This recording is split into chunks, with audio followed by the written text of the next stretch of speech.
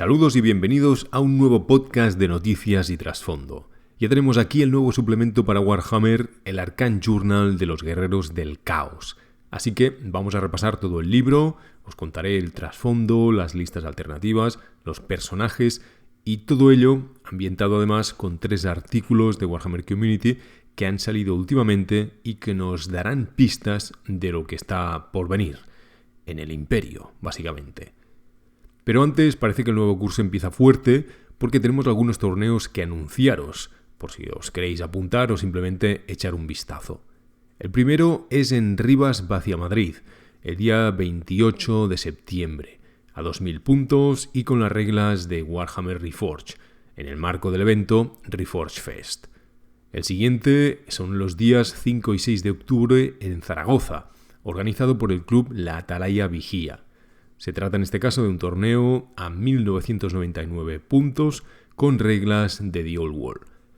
Luego tenemos el segundo encuentro Furia y Fuego, el 27 de octubre, un torneo por equipos a 6ª edición, organizado por la tribu Piel Verde y que se celebra en Madrid, en la tienda Wargame Wargames.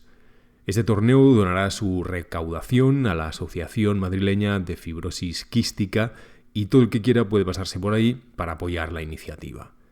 Y finalmente, queda un poco más lejos, pero el día 9 de noviembre se celebra el tercer torneo Villa de Navaridas, en Álava.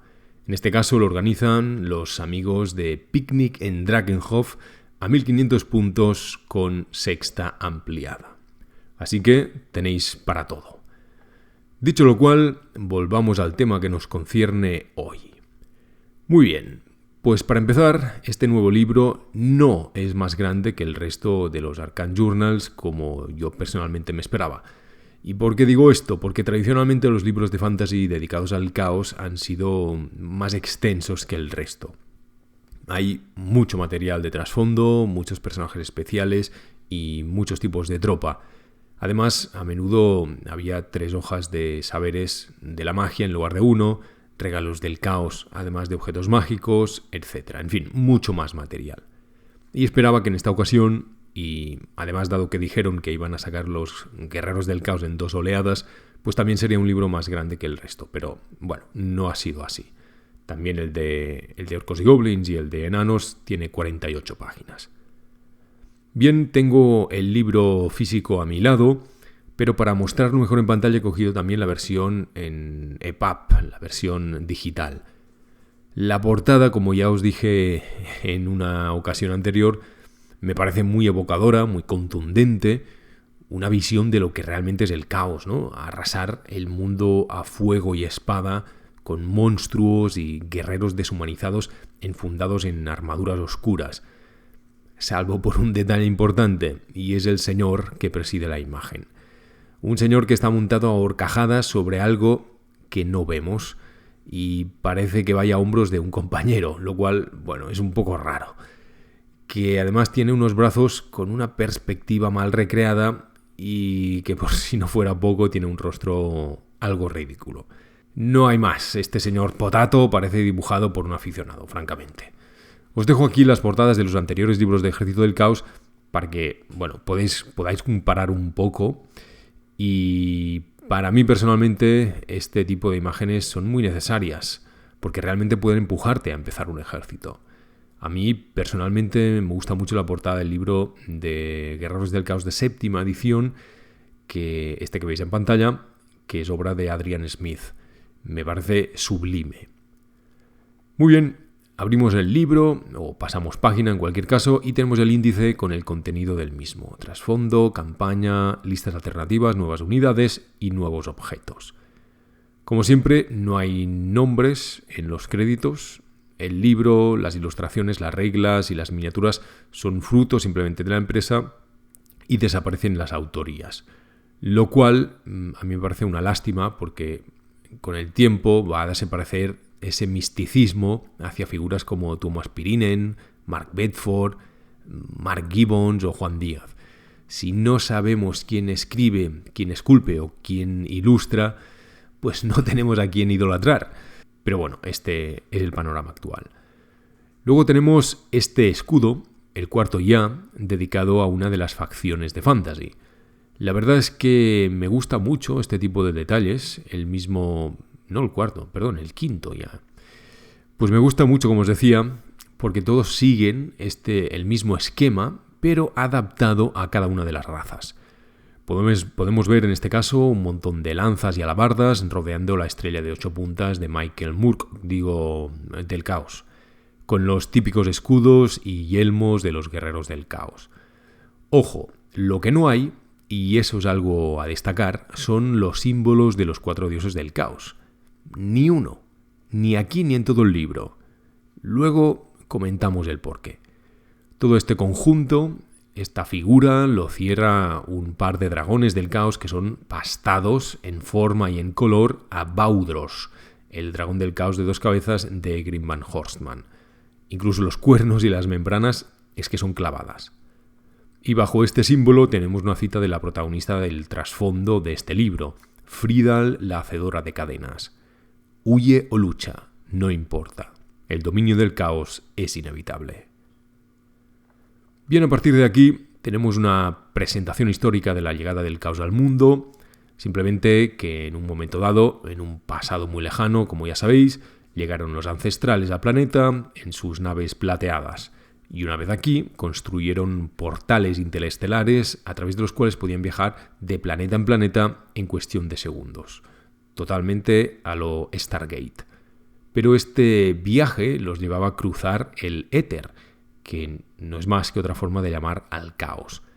En ese éter había un reflejo de las emociones de los mortales, sus miedos, sus ilusiones, sus pesadillas, y con el paso del tiempo los ancestrales iban cruzando esta barrera una y otra vez, acercando los límites de la realidad con los de la irrealidad. Esas emociones que estaban en el éter empezaron a tomar su propia conciencia y a la larga dieron como resultado la creación de los denominados, con mayúscula, poderes ruinosos. En un momento determinado, la fuerza de estos poderes llegó a ser tan fuerte que rompió la barrera de los portales estelares que había en el mundo, irrumpiendo así en el mundo real, como una marea de pesadilla.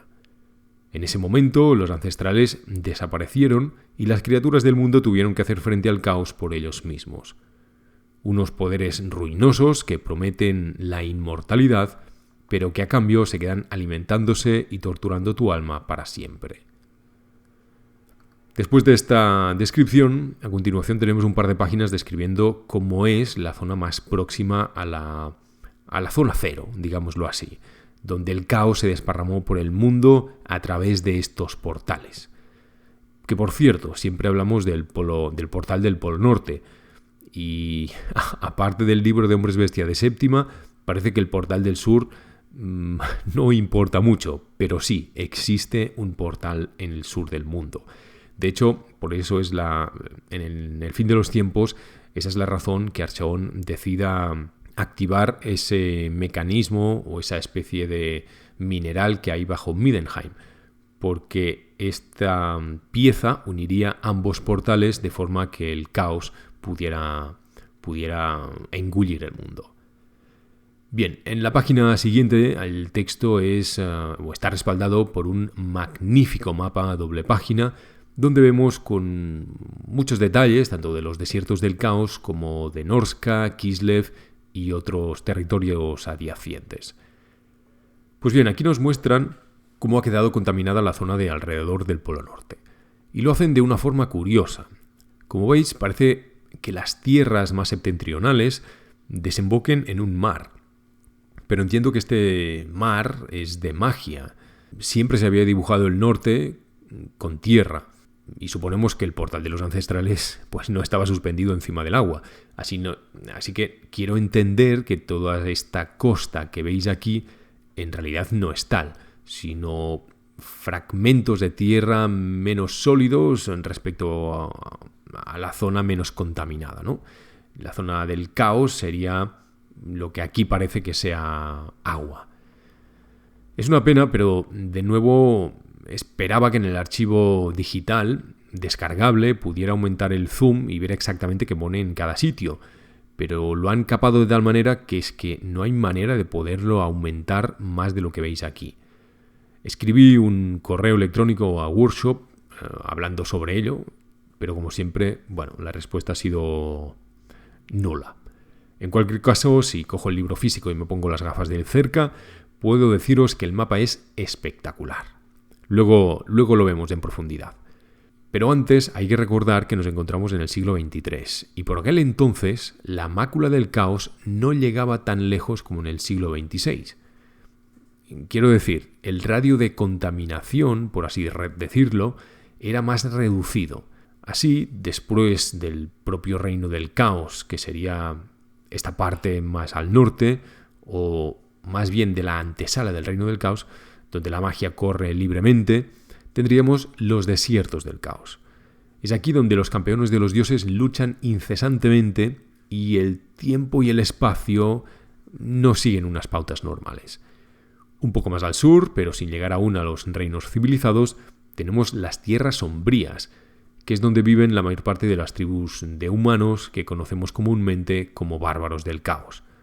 Y no hay que confundir estas tierras sombrías con uno de los territorios de Ulthuan.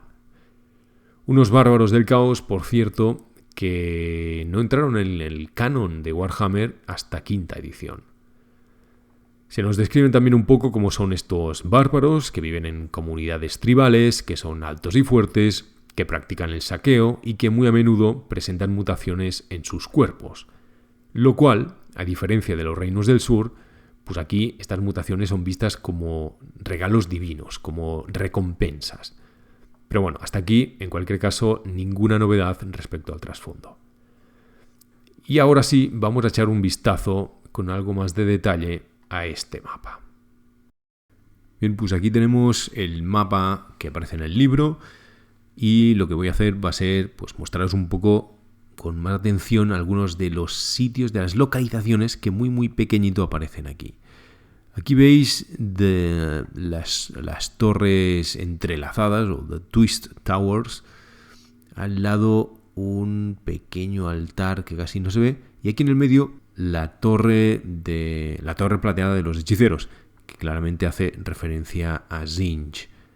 Aquí tenemos en medio de las planicies de los huesos la montaña de sangre. Aquí tenemos un castillo llamado la Follía de Mallofex. Mallofex es un personaje que aparece mencionado muy pocas veces y fue el hechicero encargado de despertar al locro dragón Shaggoth Kolek.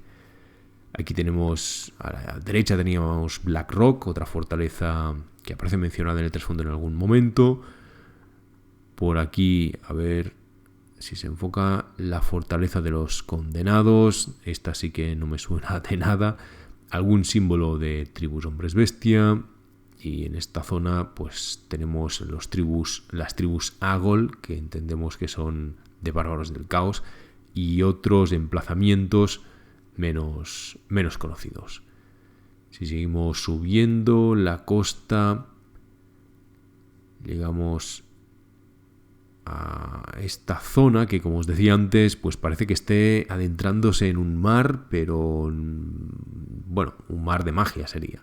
Y aquí en medio tenemos la Torre del Tormento, que, bueno, tiene pinta de ser de Slaanesh. De hecho, me suena haberla leído en algún sitio. Bueno, aquí el cambio de página, la verdad es que perdemos un poco de información, pero si os fijáis también hay algunos emplazamientos, como este de aquí. Seguimos bajando. Aquí tenemos las Ciénagas de la Sangre y un enclave bárbaro que es Snager Vold. Los Snager es una tribu de bárbaros del caos que aparecen en el libro de sexta edición. Ahí tienen un pequeño relato con un príncipe demonio y demás. Aquí tenemos el monolito del vacío y un castillo que se llama Gnaur. No lo leo. Más abajo tenemos un Karak enano, o un antiguo Karak enano, situado, como veis, muy al norte. El pilar de las calaveras, o el pilar de cráneos. Y lo que es más interesante, aquí arriba, muy muy arriba, está Karak Dum. Karak Dum es esa fortaleza enana que aparece en el libro Matademonios, donde Gotrek y Félix y compañía se dirigen a bordo del Zeppelin, del dirigible de Malakai Makaison. Un poco más arriba tenéis esta puerta Grathgate y la Forja de las Almas, que parece sacado de Age of Sigmar.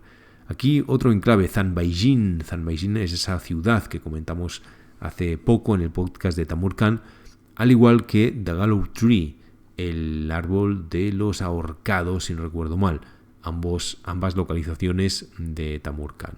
Y el laberinto de cristal, también vinculado a Tzeentch. Por último, aquí tenemos The Shattered Causeway.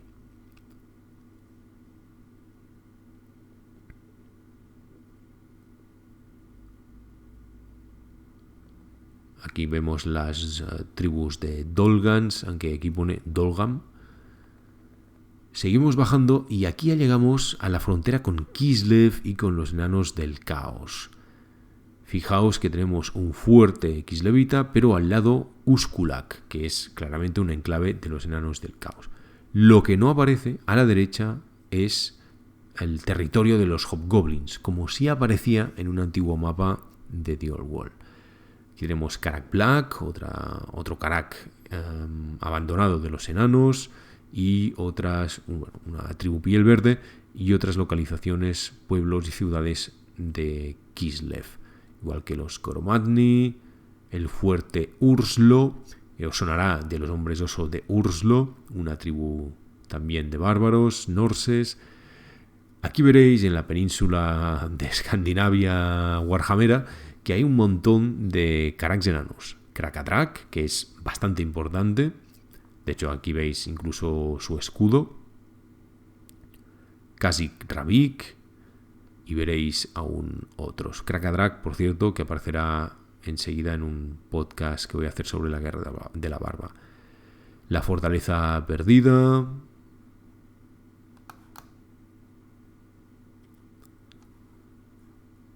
Aquí está la tribu de los Aesling. El Monolito de la Carne. Eisgard, las llanuras de Norsvek, bueno, algunas poblaciones costeras de los norses, aquí la tribu de los Varks, el monolito de Katam, otra vez Katam, es el hechicero que terminó siendo solo una calavera en manos de Grimman Horseman, otro enclave enano, Graeling Tribes, las tribus Graeling, y algunos otros asentamientos bárbaros del caos, junto con algunas de las tribus hombres bestia. Bjorlings. Y estas de aquí al sur son algunos de los enclaves desde donde saldría Fridal, la hacedora de cadenas.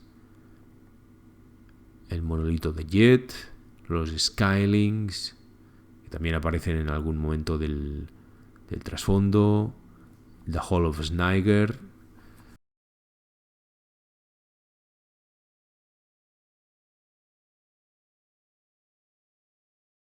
Bueno, aquí tenéis también algunos pasos, algunos caminos. La torre de Cracks, las tribus Sarl. Y a la derecha veis el fuerte Stragov. Del padre de la familia de Ulrika, de Gotrek y Félix. Aquí Chamondarek, que aparece en la novela de los jinetes de la muerte, un santuario del caos. Y esto ya sería el sur de Kislev. Pues este es el precioso mapa que aparece en este Arcane Journal.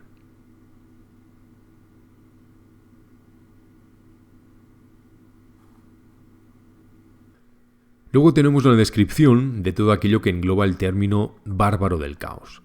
Quiero hacer un podcast entero sobre ellos, donde voy a hablar en profundidad del tema, pero vaya, aquí nos distinguen, por un lado, entre los de Norska, con relaciones bélicas, pero a veces también comerciales, con los reinos del sur, y los Kurgan, una amalgama de cientos de tribus que viven en las estepas de las tierras sombrías y que son nómadas.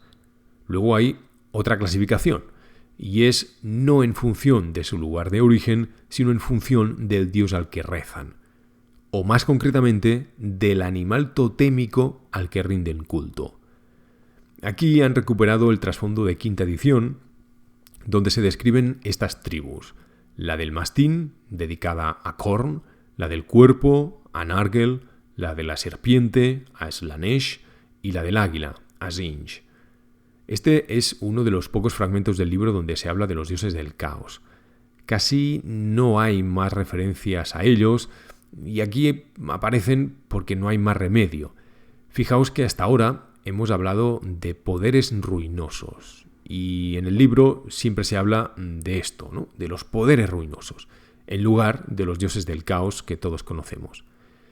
Hace 2 semanas en Warhammer Community dijeron que querían alejarse de la compartición del caos en los 4 dioses para centrarse más en el concepto del caos absoluto, y que en cualquier caso algunas tribus adoraban a animales totémicos. Algunos de ellos sin saber siquiera que se trata de uno de estos 4 grandes dioses. Concretamente lo que dijeron fue esto: nos estamos alejando deliberadamente de las listas de dioses únicos. Eso, lo de los dioses únicos, es el caos del fin de los tiempos, cuando el poder de los dioses creció con fuerza. En nuestra época, es decir, en el siglo XXIII, el caos absoluto está en ascenso, el panteón en su conjunto. Bueno, en fin de la cita. Esta frase no tiene mucho sentido, o bien no entienden el significado de panteón. Pero desde luego la justificación, no queda muy clara. No me malinterpretéis. Me parece bien que se otorgue más importancia al caos absoluto. De hecho, yo jugué con caos absoluto durante mucho tiempo. Pero que traten de justificarlo con el trasfondo, pues no, porque se equivocan. Como todos sabemos, y nos han repetido en innumerables ocasiones, las grandes invasiones del caos se producen justamente cuando los 4 dioses principales dejan a un lado sus diferencias y se unen para luchar juntos. Y es entonces cuando emerge un elegido del caos. En este sentido, no hay diferencia entre, o no debiera haberla, entre la invasión de Asabar Kul en el siglo XXIII y la de Archaon en el siglo XXVI.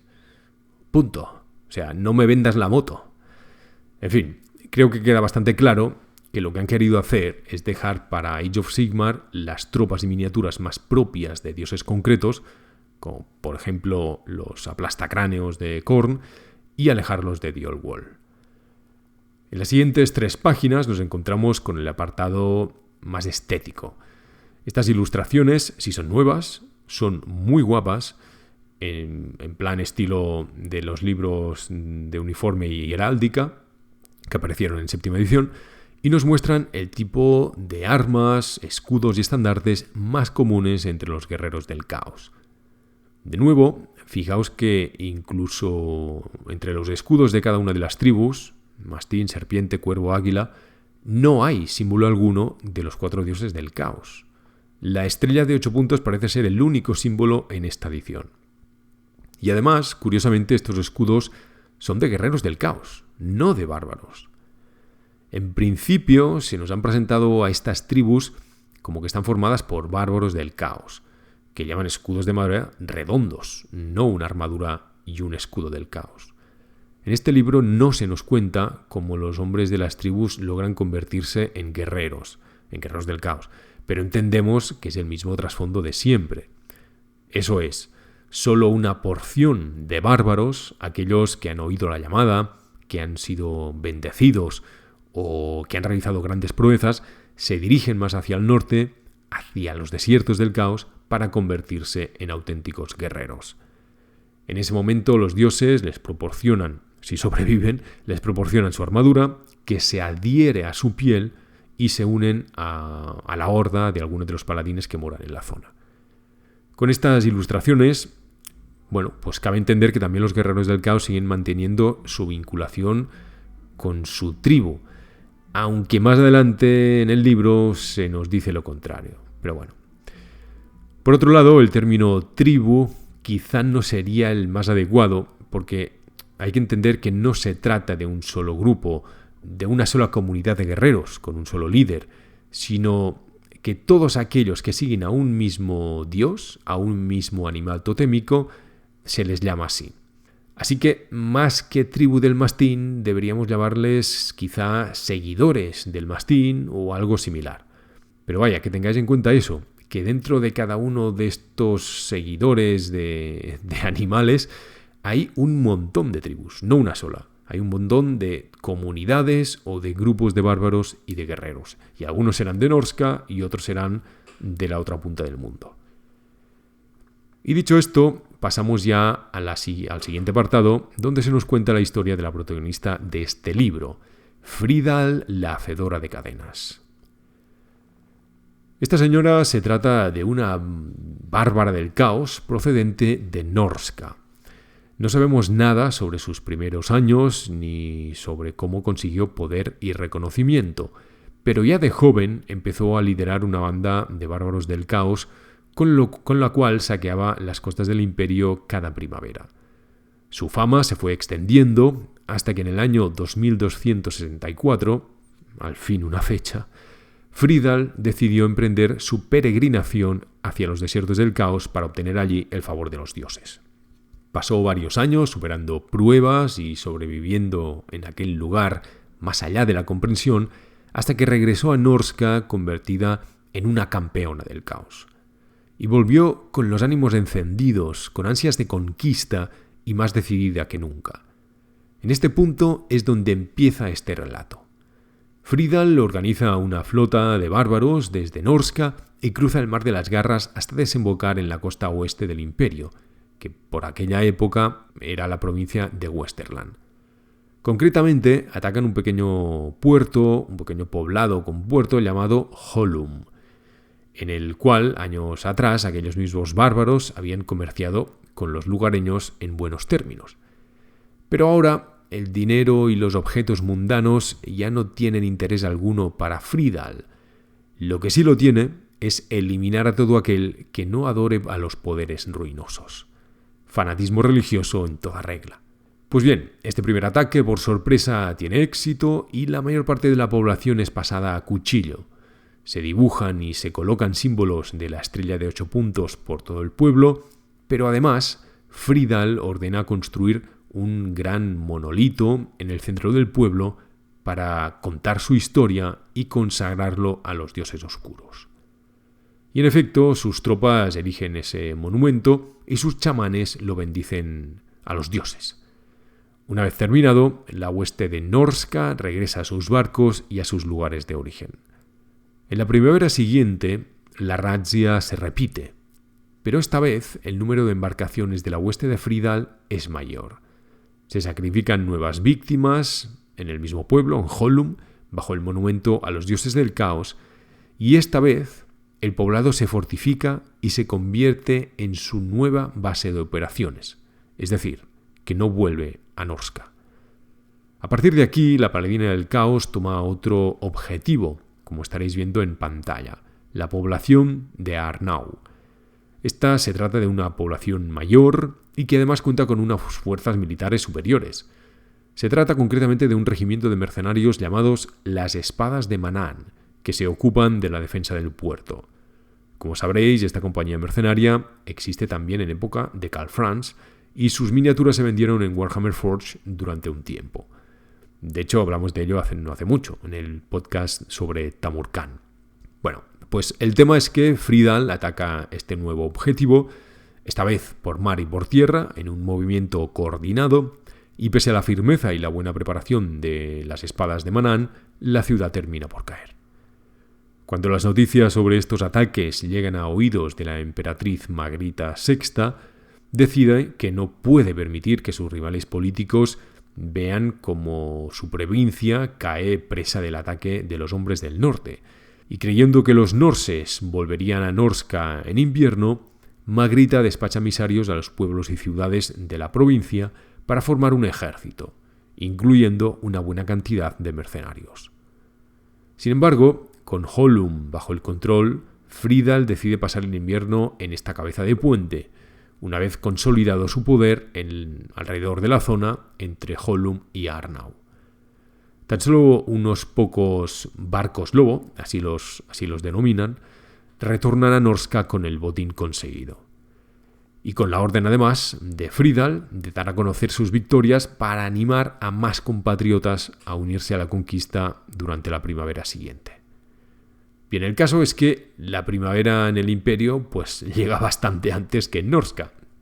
Así que cuando el ejército de Magrita empieza a dirigirse hacia Hollum y Arnau con ese nuevo ejército, los refuerzos de Norsca aún no han ni salido de sus puertos.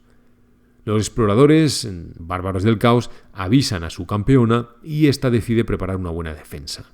Manda una parte de sus tropas río arriba para rodear el ejército imperial y atacar por la retaguardia a sus máquinas de guerra, mientras ella se dirige al monumento del caos y pide fuerza a sus dioses y la atención de su mirada. Y hasta aquí el trasfondo del escenario que viene a continuación. Bien, como veis, es un trasfondo más corto de lo habitual y sin embargo hay dos cosas interesantes. Aunque hay que añadir que también han comentado en los artículos que volveremos a hablar de Fridal. Estas dos cosas interesantes la primera es la mención de las espadas de Manaan, que pueden ser una pista para su vuelta al viejo mundo. Y en segundo lugar se menciona que este regimiento ganó mucha fama luchando contra unos monstruos ciclópeos en la zona. ¿Quiénes pueden ser estos monstruos ciclópeos? Venga, os doy 3 segundos para pensarlo. 3, 2, 1... Pues no es casualidad que Force World también tenga miniaturas sobre ellos, los Fimir, estas criaturas de tamaño ogroide, verdes y de un solo ojo, que tantas veces hemos mencionado en los podcasts y que tantas veces os he comentado que quería hacer un programa sobre ellos. ¿Podrían salir estas criaturas en la segunda oleada de miniaturas del caos? Hace 3 semanas dijeron que no habría miniaturas nuevas en el lanzamiento del caos, aparte del personaje de Fridal, que aún no hemos visto, por cierto. Pero es que estrictamente los Fimir no son nuevos, así que, bueno, mantengo la esperanza de que estas miniaturas que en su momento sacó Force World vuelvan en el futuro. Dentro de 1 mes, 2 meses, ya veremos. Si pasamos página, aquí veis el escenario de batalla que nadie en el mundo va a jugar nunca, recreando el ataque de las fuerzas de la emperatriz Magrita sobre Hollum. Bueno, no es de mucho interés. A continuación tenemos una galería de imágenes. Todas las miniaturas son de la gama de 8ª edición, a las que se añaden algunas de Warhammer Forge o Force World, como ya sabéis. En esta primera imagen podemos observar el monolito de Fridal que han hecho utilizando la caja de ruinas arcanas, que vuelve a estar a la venta, y un pin del caos que estuvo en venta hace bastantes años. Curiosamente no vemos a la propia Fridal, porque aún no habrán pintado la miniatura, pero han metido aquí como, bueno, si no tenemos a Fridal, metemos a pues nada más y nada menos que a Gaulroach, el dragón del caos de 2 cabezas. Bueno, quizá lo más destacable es el hecho de que junto a las tropas de guerreros del caos vemos también un par de unidades de hombres bestia de refilón. Fijaos en la esquina izquierda donde vemos a Ungors. Pues como veremos enseguida, Gors y Ungors pueden unirse como mercenarios en la lista alternativa de los lobos del mar. Unas páginas más adelante podemos ver también al dragón de disformidad y al mítico cañón infernal. Después del apartado de miniaturas, llegamos a las 2 listas alternativas de este libro. Y estas 2 son los lobos del mar, un ejército de norses, y los heraldos de la oscuridad, un ejército entero de caballería. Así que empecemos por el primero. Los lobos del mar, o los lobos de mar, son los típicos norses procedentes de Norsca que realizan ataques relámpagos sobre tierras imperiales y bretonianas. Nos dicen que estas razzias están bien planificadas después de siglos de práctica. Los guerreros van pertrechados de forma ligera para aprovechar más la velocidad y ferocidad frente al enemigo, a diferencia de los guerreros del caos. Su táctica consiste a menudo en desembarcar una pequeña parte de sus fuerzas en secreto relativamente cerca del puerto o del pueblo objetivo, y así, mientras la flota ataca por mar y atrae la atención de los defensores, aquellos que habían desembarcado atacan por tierra y superan fácilmente las empalizadas que estarían sin defender. Si bien esta práctica se realizaba por cuestiones de pillaje y mera supervivencia, a medida que la influencia del caos ha ido en aumento, estos ataques se han convertido en algo más fanático, como es el caso de Fridal, con el objetivo de ofrecer víctimas sacrificables a los poderes ruinosos. Pues bien, si queremos hacernos un ejército de este tipo, que serían los vikingos de Warhammer, a continuación tenemos las opciones de la lista de ejército. Básicamente es un ejército formado por bárbaros del caos, una idea que la verdad siempre me ha atraído muchísimo, especialmente después de ver películas como El Guerrero número 13 o Pathfinder. Y no creo que lo haga, pero porque en pocos sitios aceptan o juegan con listas alternativas, y a mí tampoco no me gusta mucho, pero si lo hiciera, sin duda alguna lo haría con las miniaturas de Age of Sigmar. Vamos a fijarnos ahora en qué diferencias hay entre esta lista y la lista oficial de los guerreros del caos. Pues hay 4 tipos de tropa nuevos y otros 4 tipos que se caen de la lista. Las tropas que se incorporan en los lobos de mar son el Marauder Tribe Chieftain, es decir, el jefe de la tribu, que es un personaje con perfil de un héroe imperial, con opción además de ir montado en caballo de guerra. Luego tenemos a los Marauder Tribe Berserkers, o simplemente bárbaros berserker, que son especiales. Y tenemos también a los Marauder Tribe Huskarls, o simplemente Huskarls, que son tropas veteranas que a menudo forman la guardia personal del líder de la tribu. En este caso, como veis, van montados y tienen un montón de opciones, además de una resistencia 4 nada menospreciable.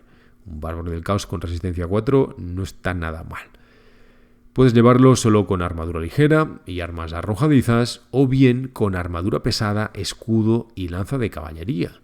Con lo cual es un tipo de tropa muy versátil, con muchas configuraciones posibles distintas. Y por último entran también los Skin Wolves. Traducirlos como piel de lobo me parece que suena algo raro. Que yo sepa, nunca se ha traducido este término de forma oficial, así que, si no os importa, yo voy a llamarlos licántropos para distinguirlos de los hombres lobo. Luego veremos su perfil, pero para despejar dudas, tampoco son, en este caso, miniaturas nuevas.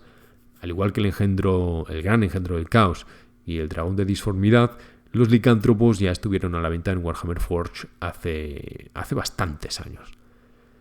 Sin embargo, en esta lista no podemos poner ni malditos, ni elegidos, cañones infernales o carros de la bestia. Y tampoco hay una opción que estaba en el libro de quinta edición, que a mí me gustaba mucho, y era el carro de bárbaros del caos. Yo entiendo que si es una lista de bárbaros que vienen a atacar en barco, pues meter un carro en un barco, bueno, puede ser algo más complicado, pero tampoco lo veo tan descabellado. Incluso que este carruaje o que este carro de guerra fuera construido ya una vez en el Imperio. Así que me hubiera gustado ver la opción al menos de poder poner un carro del caos, de bárbaros del caos. El siguiente cambio respecto a la lista de guerreros que aparecen hordas invasoras recae en las categorías de tropa. Es decir, aquí las tropas básicas son los bárbaros y no la infantería en general. Los guerreros del caos pasan a especial y alguna otra unidad pasa también de especial a singular, pero poco más. También tenemos algunas reglas especiales que se aplican en este ejército, como el hecho de capturar estandartes enemigos, que puede dar beneficios a la unidad, la posibilidad de otorgar la regla especial de emboscada a unidades de bárbaros, y especialmente curiosa es la última de ellas. En lugar de tirar los dados al inicio de la partida para determinar qué jugador empieza el primer turno, el jugador del caos puede desafiar a su oponente con una de sus miniaturas, que debe ser un campeón de unidad. Un desafío, vaya. Y el que gana, juega en primer lugar. La segunda lista alternativa del libro se denomina Los Heraldos de la Oscuridad. En este caso se trata de un ejército completamente montado, es decir, no hay infantería ni máquinas de guerra. La tropa básica está formada por un mínimo de una unidad de caballeros del caos, luego por bárbaros montados, mastines y carros. Es una lista muy dura que además tiene varias reglas especiales. ¿Qué tenemos en lugar de la infantería? Pues nos ponen tres unidades o tres opciones de unidades nuevas. Un carro de elegidos del caos, que ahora veremos, el engendro gigante del caos y el dragón de disformidad. Como reglas especiales tenemos dos obligaciones a seguir, que son, por un lado, todos los personajes deben tener la categoría de caballería o la regla especial de volar, y por el otro, que si hay algún personaje con una marca del caos, debe haber al menos una unidad con esa misma marca. Pero luego, la otra regla especial de esta lista es que cualquier unidad de caballería o carro del ejército puede repetir los unos en la tirada para cargar, perseguir o huir. Y esto es bastante bestia. Así como la lista de lobos de mar me parece muy trasfondística, esta me parece que va a ser muy apetecible para jugadores que quieran conseguir un ejército agresivo, muy duro competitivamente y además rápido de conseguir, porque comparativamente no hay color entre las minis que utilizará un ejército y el otro. Además, pintarlo será un plis, porque casi todo es armadura. Para finalizar el libro tenemos los perfiles de las nuevas unidades y personajes. Aquí tenemos a Frida la hacedora de cadenas, de la cual nos han asegurado que tendremos la miniatura, pero que aún no hemos visto. Su perfil es el de un paladín exaltado, es decir, la segunda opción de personaje más poderoso del caos. Pero tiene liderazgo 9 en lugar de 8. Su marca es la del caos absoluto y su arma es un mayal que le otorga ataques mágicos y +1 de 3 ataques. Por último, tiene 3 reglas especiales que mejoran el liderazgo y la capacidad de emboscada de su ejército.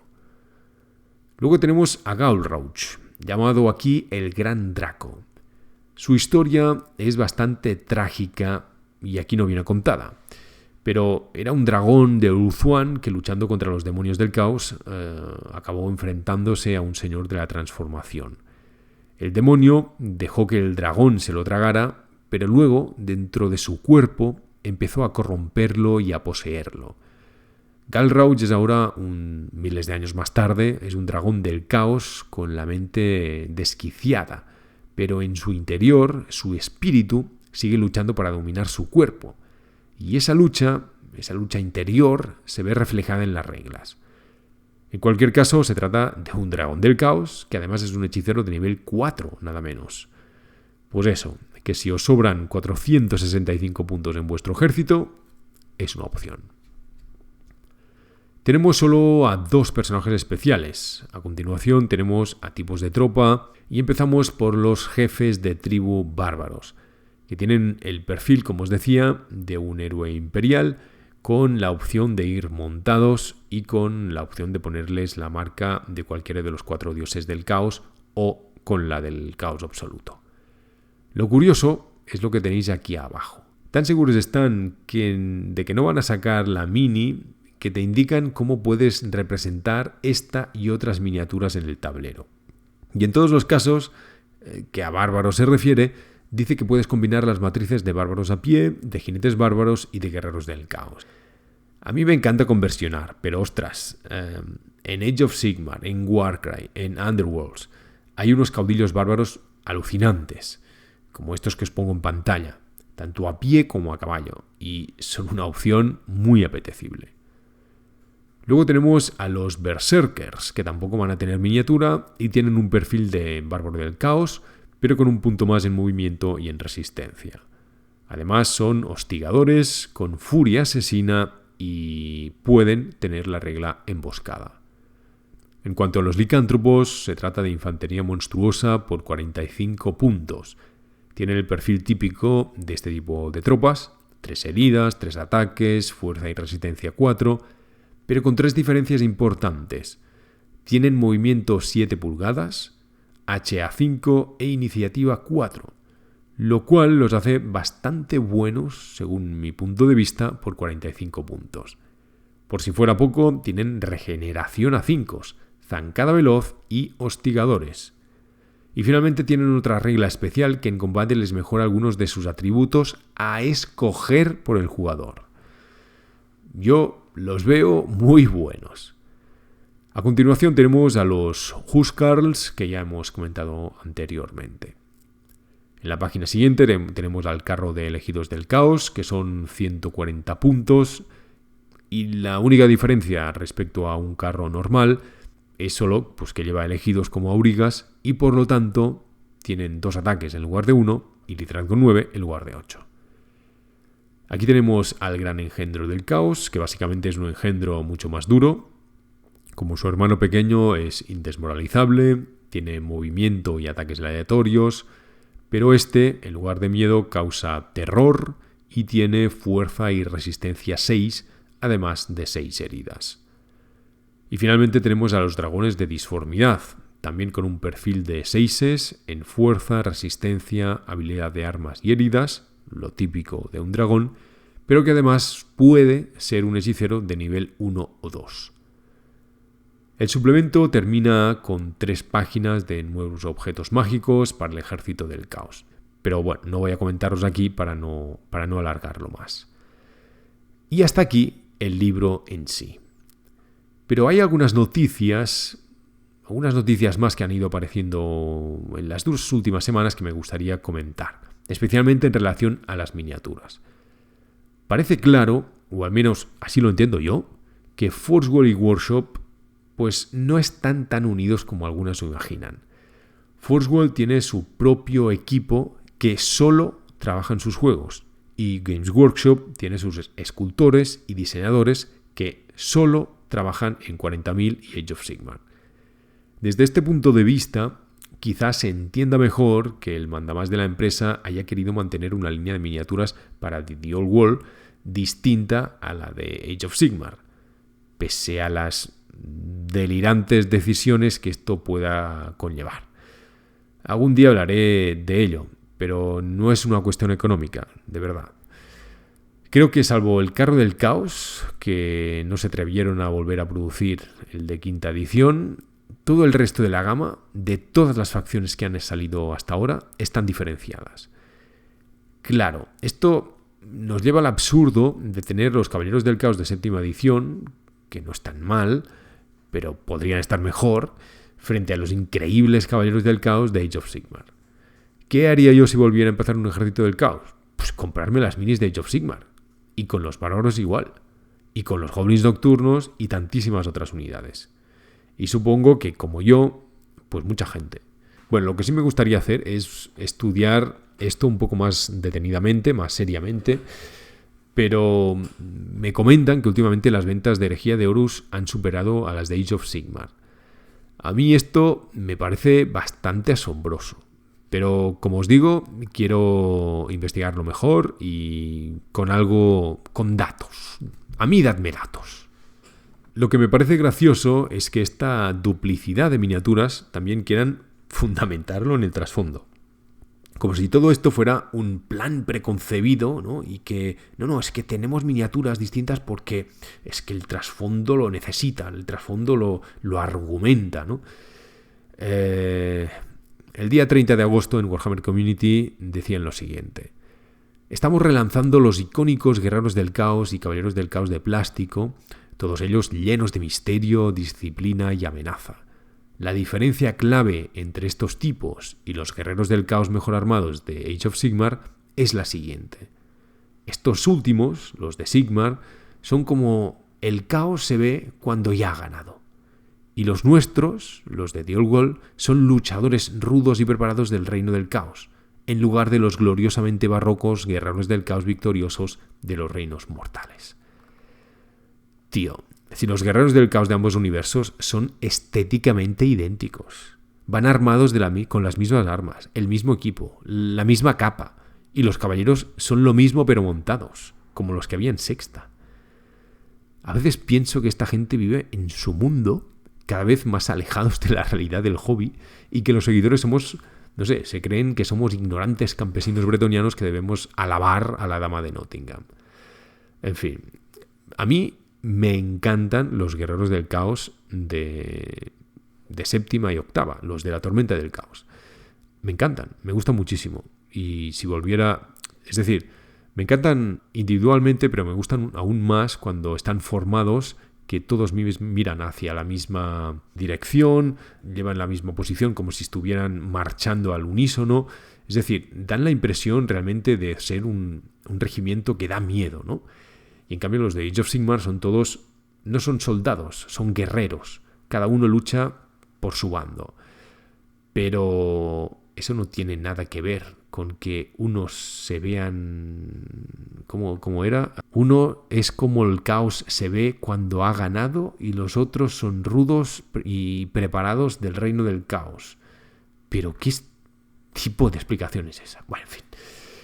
En este mismo artículo, para pasar un poco de página, hay una mala noticia, especialmente para los coleccionistas, y es que confirman que no van a volver a vender el magnífico Mamut del Caos. Al menos esta vez no han dicho no, es que en esta época se habían extinguido. Bueno, es una pena porque dado que el caos absoluto y los bárbaros del caos cogen más relevancia, el Mamut, la verdad, resultaría una pieza central preciosa para ese ejército. Pero bueno, ¿qué le vamos a hacer? Por otro lado, en otro artículo del día anterior, el día 29 de agosto, se nos confirmaron los 2 siguientes libros en salir, que va a ser a inicios de 2025, el Imperio y luego los Altos Elfos, con lo que solo quedarían Hombres Bestia y Elfos Silvanos. ¿Qué podemos esperar de las tierras de Sigmar? Pues nos han dado algunas pistas bastante jugosas. En primer lugar, hablan de una colección de modelos totalmente nuevos.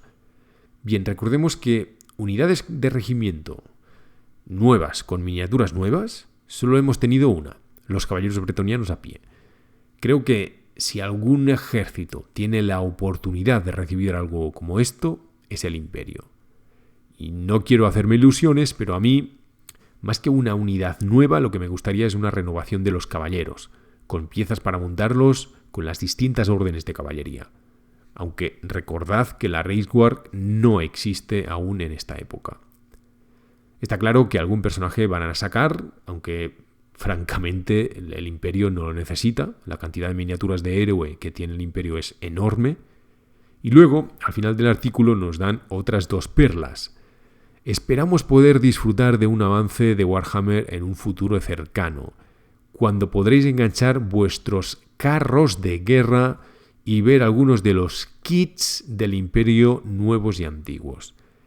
El carro de guerra es una miniatura mítica de 4ª y 5ª edición que desapareció en 6ª, muy curiosa y espectacular. Y además nos hablan de kits nuevos, de cajas nuevas, con lo cual entiendo que hablan de un regimiento, que puede ser nuevo o simplemente un antiguo regimiento renovado, con miniaturas renovadas. Una última pista aparece en el artículo del día 30 de agosto, donde hablando de las incursiones del caos, se dice que los ejércitos de Magritta se están preparando para enfrentarse a Fridal y demás, y que esto podría darnos una pista sobre qué podemos esperar en un futuro. O sea, ¿qué podemos esperar en el Arcane Journal del Imperio? Pues creo que una lista de Marienburgo parece bastante segura, no solo por este comentario, sino porque en el libro se han mencionado la compañía mercenaria Las Espadas de Manaan, que tuvieron miniaturas de Forswell en su momento, y porque tienen otro miniaturón en la recámara, de Forswell, que todo el mundo espera con ansias y que venderían como churros.